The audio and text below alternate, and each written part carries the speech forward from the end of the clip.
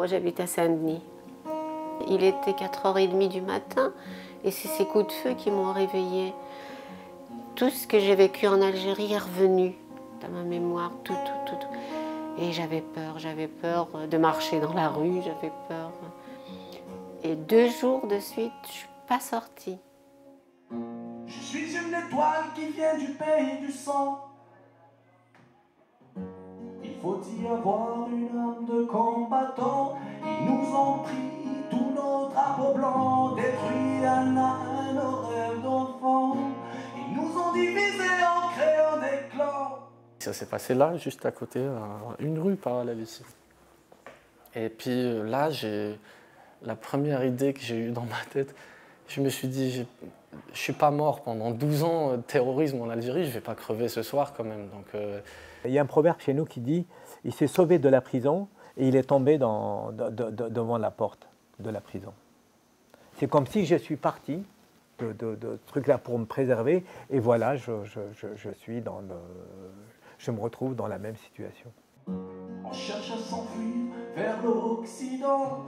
Je vends dans la masse en étant transparent et je crache sur leur haine et leur argent. J'ai dans mon ventre la rage de mon père qui n'a plus de sous pour parler ou se taire. Je suis arrivée en France en 1997 et j'ai quitté mon pays parce que c'est le terrorisme qui nous a poussés à partir. Il y a eu autour de nous beaucoup de gens qui sont morts et on pense à partir quand on ne veut pas céder aux injonctions des terroristes, quoi. Je suis né en 88, c'est au début des événements. Je suis né en juin 88 et j'ai vécu mon enfance, mon adolescence dans le terrorisme jusqu'aux années 2000. Et ils disent que c'est la décennie noire. Je ne sais pas.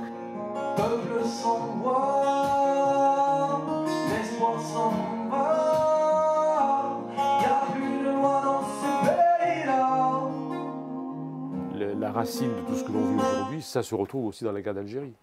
La guerre d'Algérie, la décennie noire où les militants du Front islamique du salut et de l'AIS disaient qu'ils étaient les héritiers des révolutionnaires de 1954-1962. La finalité est la même, c'est-à-dire empêcher l'autre de vivre.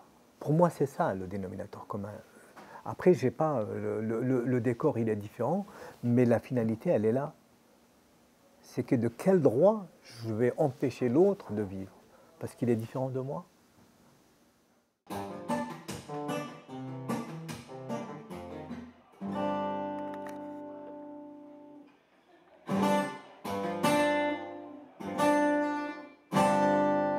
J'ai pris 2 claques très vives et très traumatisantes. C'est le 13 novembre et puis c'est le 6 décembre. Il y a des questions qui ne se posaient plus il y a quelques années, il y a 10, 15, 20 ans. Aujourd'hui, on veut savoir si tu es religieux, si tu es pratiquant, si... À chaque fois qu'il y a une montée d'un des cancers que je dénonçais, c'est-à-dire le djihadisme, on voit la montée de son frère jumeau qui est l'extrémisme religieux ou politique en Europe, où on voit les partis d'extrême droite qui arrivent petit à petit au pouvoir. Le vivre ensemble, il est un peu fauché par ce type de comportement, par ce type d'acte. Je suis lasse d'être la cible de tous les mots, juste parce que je ne porte pas le même drapeau. Alors je me dis haut et fort et de manière claire, je ne compte pas vendre mon âme juste pour te plaire aux âmes citoyennes. Ensemble tous unis pour le même combat.